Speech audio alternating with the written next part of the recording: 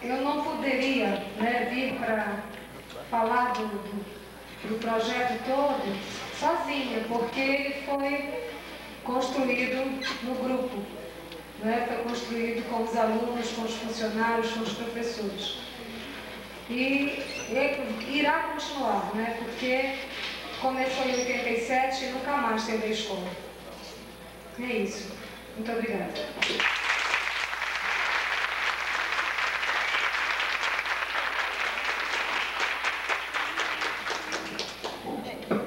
Através do sutil gesto de roubar o microfone aqui da nossa coordenadora, eu queria oferecer esses livros aqui para o Colégio Anchieta. Acho que não há nem um pouquinho de dúvida.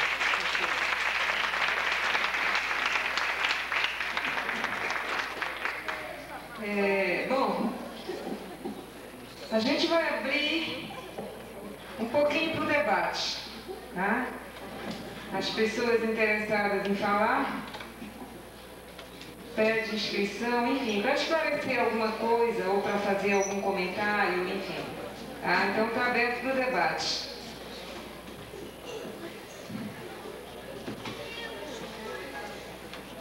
Elza. Quem ali está funcionando, Elza? Mas tu tira.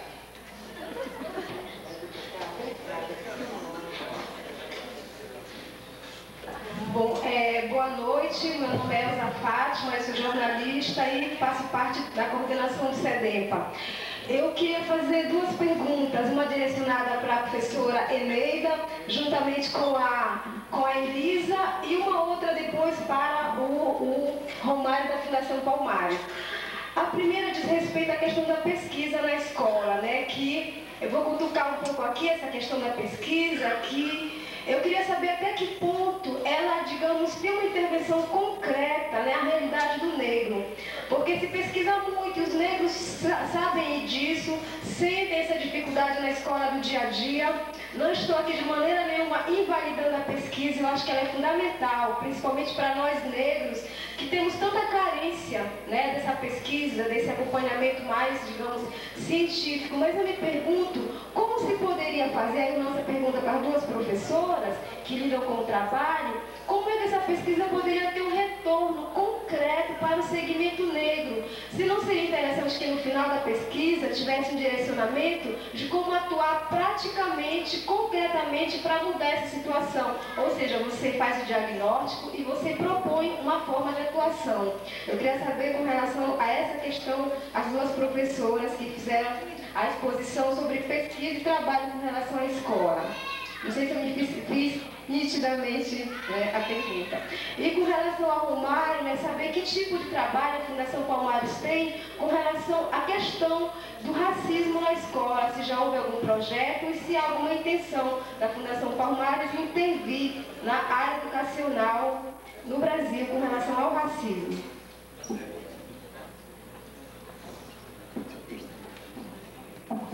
Quem começa a responder?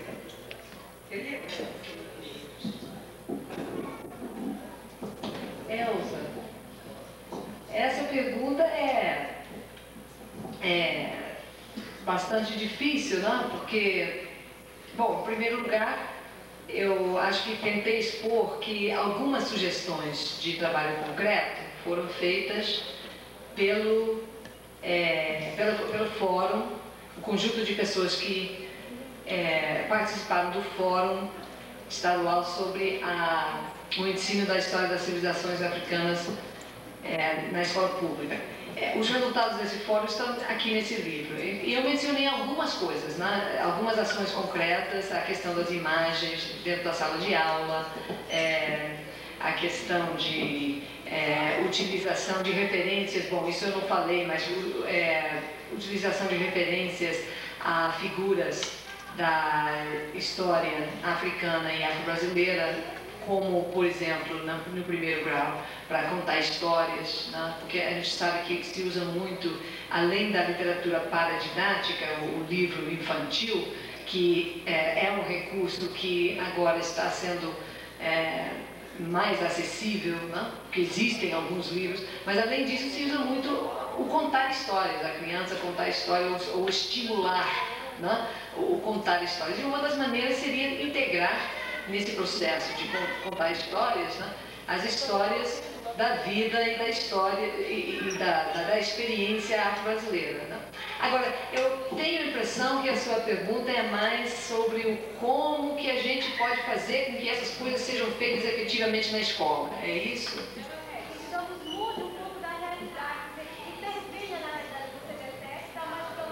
Pois é. Exato. Eu acho o seguinte, que eu acho que tem dois níveis. Enquanto a gente não consegue reproduzir a nível de poder político experiências como o Projeto Zumbi dos Palmares, como a Secretaria de Defesa e Promoção das Populações Afro-Brasileiras, que são agências, que são oportunidades em que nós podemos utilizar agências do Estado que nos oferecem instrumentos para agir, sabe? Porque esse que é sempre o grande problema. Nós queremos, vamos dizer, nós entidades do movimento negro, ou nós indivíduos interessados em levar à frente esse trabalho, sempre esbarramos no problema de recursos para a multiplicação desse trabalho. A gente está vendo um exemplo de um trabalho belíssimo que está sendo feito numa escola. Mas para a gente poder multiplicar essa experiência e levar a mais comunidades, levar a mais pessoas, a mais escolas, a gente precisa utilizar de uma estrutura institucional. E a gente apenas vai ter acesso a essa estrutura institucional, que é a Secretaria de Educação em geral, né? Mediante o exercício democrático do poder. Por isso, a intervenção, quer dizer, a atuação a nível político dentro de um sistema democrático é realmente muito importante. E a gente fica um pouco triste quando a gente presencia um fenômeno muito compreensível, que é o desânimo da sociedade civil diante da proposta de participação política. E nós sabemos que há essa ideia de que todos os políticos são corruptos. Agora, acontece que existem políticos que estão tentando fazer alguma coisa. Esses políticos, se não tiverem o apoio e a participação da sociedade civil, não vão conseguir fase de utilização dos recursos que existem a nível institucional para multiplicar essas experiências. Então, esse é um nível de atuação. As tentativas têm as suas deficiências, né? Existem críticas que podem ser feitas às diferentes setores, agências que têm atuado, né? Tanto o Projeto Zumbi dos Palmares, como a Secretaria, como a Fundação Palmares, mas acontece que a existência dessas agências, né, é o resultado de uma atuação, de uma pressão de política da sociedade civil organizada e que é absolutamente necessária para a gente poder intervir a um nível de mais repercussão dessas atividades. Agora, fora isso, me parece que nós temos a possibilidade de cada um atuar dentro das suas possibilidades. Nós temos entidades organizadas, como é o exemplo do SEDEMPA, que é, inclusive, uma entidade que nos dá bastante alegria, porque a gente conhece o SEDEMPA há tantos anos, sabe do trabalho sério que está sendo desenvolvido aqui no Pará, sabe também que existem entidades afro-brasileiras em quase todos os estados do país que estão enfrentando sérias dificuldades por conta da falta de recursos, da falta de meios, mas que estão fazendo cada um, dentro das suas possibilidades, dentro da sua área de atuação, o que pode. E me parece que a única resposta é essa, é cada um atuar dentro da sua área e tentar minimizar, né, as atitudes de crítica aos outros que estão atuando, porque me parece que cada um tem uma coisa a contribuir. Neida.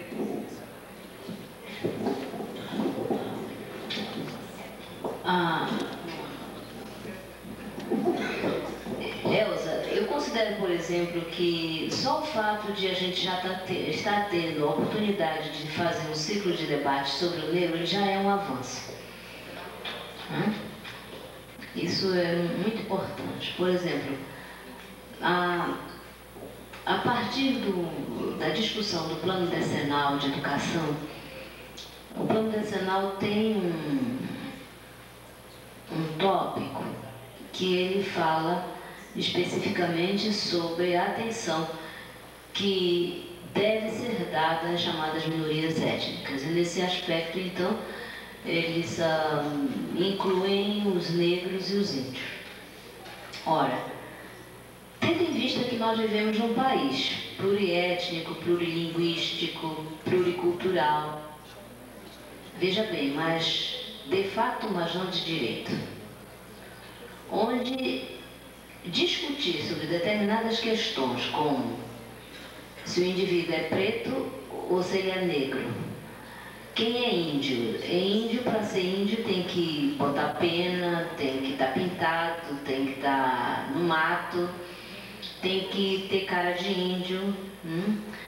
E de repente, se tu vês um índio de paletó e gravata, de pasta 007, e falando inglês, e de repente falando em Nova York, começa a ser questionado a identidade dessa pessoa.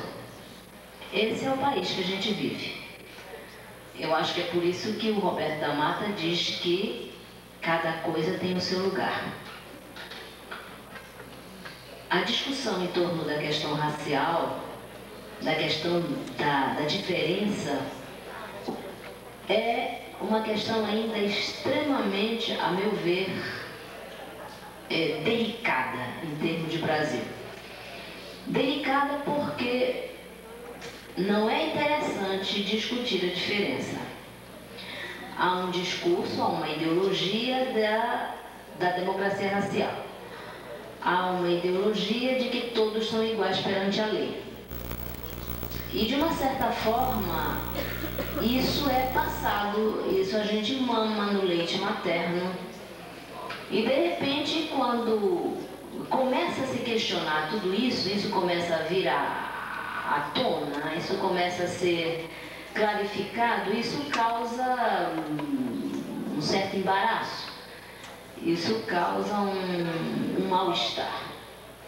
Ora, mas para que essas questões elas possam ser devidamente compreendidas, eu acho que existe uma diferença muito grande entre a militância e aquilo que respalda a militância. Uma não pode viver sem a outra, a meu ver. É importante que haja o pessoal lá fora, o pessoal que realmente sabe vestir a camisa, né? que vá para o campo de batalha, mas também há uma necessidade muito grande de ter os municiadores, ou seja, é uma espécie de um alimenta o outro.